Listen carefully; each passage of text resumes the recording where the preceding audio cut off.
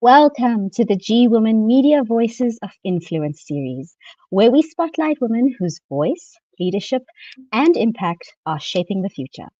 My name is Mayuri Naidu, and today I am joined by Dr. Alana Sharps, founder and CEO of SurThrive Tribe, international best-selling author, speaker, coach, and advocate for women navigating life's most significant transitions. Through her work, Dr. Alana helps women reclaim their voice, rebuild their confidence, and create lives defined not by their past, but by their potential. Dr. Alana Sharps is a woman of influence for sure. So let's dive in.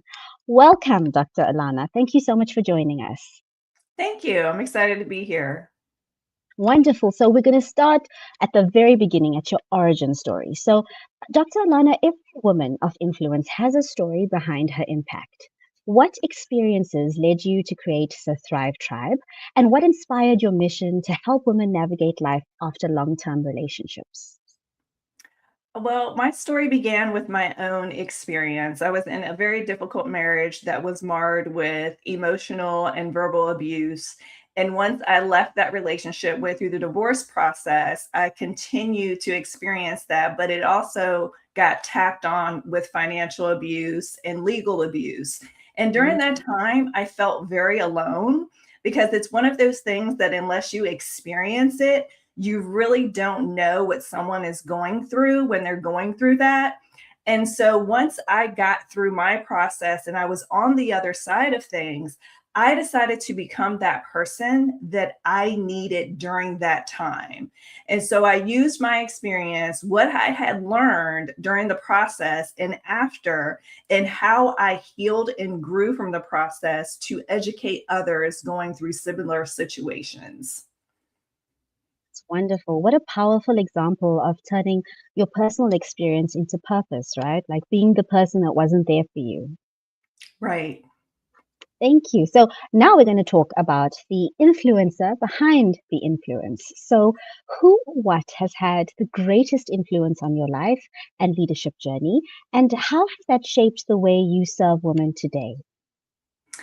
Oh my gosh, there's not one woman that's had an influence on my journey. I've had the pleasure of being with and interacting with so many women in my lifetime. The first being my mother, who has been in leadership roles my entire life. And so growing up, I watched her lead and facilitate a number of meetings and join a number of organizations in which she held a leadership role.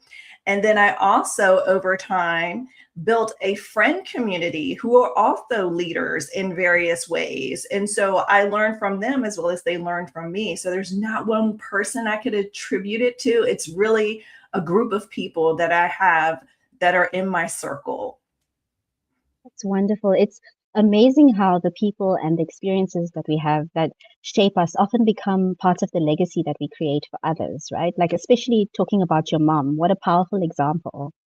Yes. She was a Mhm. great example. And she was the first person to instill in me, be a leader, not a follower. You know, Oh, like that's so cool. blaze your own trail. Don't blaze someone else's trail. That's the only thing we can do. We can only blaze our own trail, right? So Mhm. now I want to switch to your impact and transformation. So through Thrive Tribe, that's a wonderful tongue twister, and your program celebrating life after them, you've helped women move from surviving to thriving. So I want to ask you, what transformation are you most passionate about helping women achieve? I'm most passionate about helping them rebuild their confidence because a lot of times, once you go through a divorce is looked at as an ending. I look at divorce as a new beginning because we as women, a lot of times when we get into relationships, long-term relationships, we give up a piece of ourselves in order to become that couple and build that partnership. So I look at it as an opportunity for women to think about the goals they may have set prior to getting into a marriage and being able to achieve those goals they weren't able to achieve during that time. And when women focus on that instead of focusing on the end of a relationship, then they have a new vibrance in life. It ignites them, it gives them something to strive for. It gives them the confidence to start rebuilding their lives and to start achieving those goals. And maybe they have new goals that they want to achieve. So that's the transformation, is rebuilding our lives and living the life that we always dreamed of having. Wonder though, Dr. Alana, it also is this kind of a grief that you go through, right? It's like losing a part of you when you've been in a long-term relationship, whether it was abusive or wonderful and you just went in different ways. It's definitely something you grieve. Would that be something that you would agree with? I do agree with that. Yes. And a lot of women Mhm. do go through that grieving process because no one gets married looking to get divorced, right? When you get Of course. married, you're looking at spending a lifetime with this person. And when that doesn't happen, then you're grieving the end of the relationship, just like you're grieving a death. So yes, Mm-hmm. there are women that have a difficult time with the ending of the relationship and losing a piece of themselves because part of their identity was wrapped up in being in a marriage. And so they have to find themselves again. They have to define, what do they like? What do they dislike? What do they enjoy doing? It's really like starting over from scratch and learning who you are as a person. Absolutely. And that kind of transformation, it changes far more than circumstances. It changes how women see themselves in a new and better light, hopefully. That is exactly right.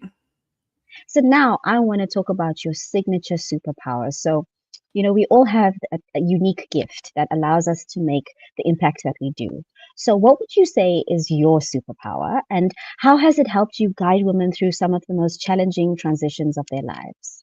I think my superpower is being very empathetic and being able to put myself in someone else's shoes. I'm a very active listener. I listen to understand, not to respond. Mm, And so I can listen to what other women are telling me ails them or things that they would like to work on, things they need help with.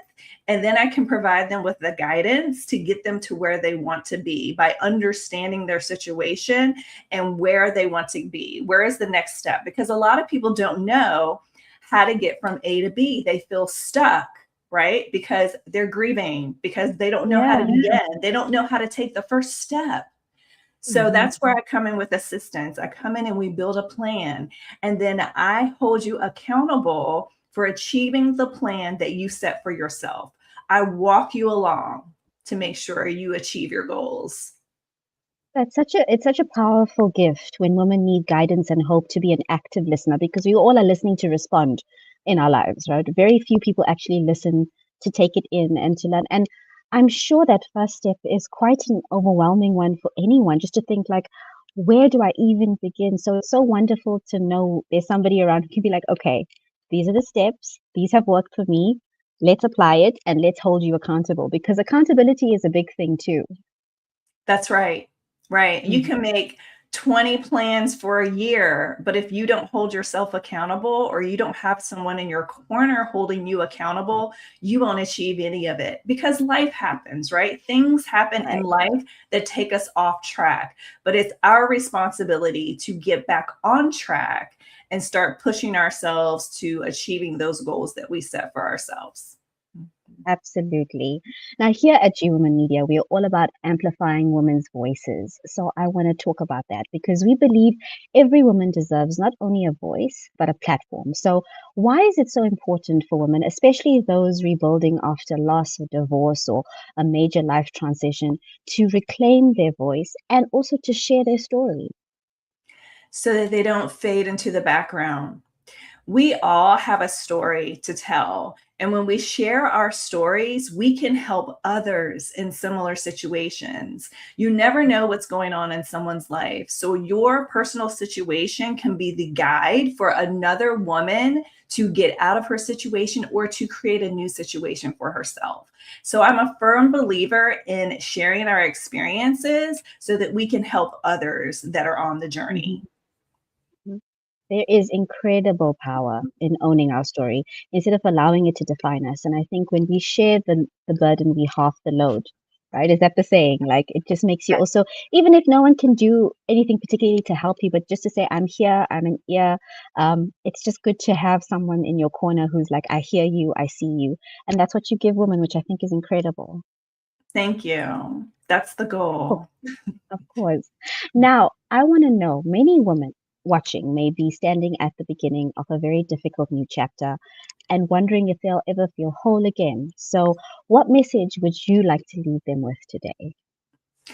I always say there is a light at the end of the tunnel. A lot of times we can't see that when we're at the beginning of our own personal situation. We think it's the end. We have a lot of negativity that we can't pull ourselves out of. And I would like to say, yes, you can pull yourself out of any situation with the right support and the right guidance. You just have to keep positivity in mind even through the most difficult situations, and you will get to the other side. So, Dr. Alana, I have a little bit of an add-on question there. So, sometimes when you are navigating this and you're just starting and it seems so overwhelming and there just seems to be a lot of negative things happening and it's very hard to think positively. What would be the first step you would tell a woman to take if she's like, I cannot see my way through any of this. I can't see the light. I can only see the darkness. Only bad stuff is happening. What is the first step you would say just to help her get back into a little bit of a more let's even say neutral state, if not a positive state, but a neutral state. Yes. So, what I typically say in those situations is name 5 things that are currently happening today that are positive. And I always give the example of you woke up today, right? Mm-hmm. You woke Mm-hmm. up today. That's the first positive thing that happened in your life. And then I have them give me 4 more things that happened the day before or that are currently happening that are positive because it forces the mind to think about good things that are occurring. It takes the focus off of the negative and forces them to think about everything that's going on in their life that is actually a positive thing. So it's Yeah. redirecting. Mhm. Redirecting, and I think right when what the brain focuses on, it will notice more of. So if you are like, well, I woke up today, there's more positive stuff coming. Plus, what I've seen, and I've seen this across the board with men and women, is something like your health is something we take for granted. And if you just say, today I woke up and I was able to get out of bed or I was able to do something, that's a big step. Once you don't have your health, you can do nothing else. So I'm always, when I'm in a heavy space, I always think, thank God I have my health. Thank God I can walk or whatever. So that's something I hope people remember too. So I wanted to say thank you, Dr. Alana, for this very insightful interview. It's been Thank you for wonderful talking to you. Thank Of you. course. A woman with a voice influences her world, but a woman with a platform changes it. So this has been the G Woman Voices of Influence series. Thank you so much for watching.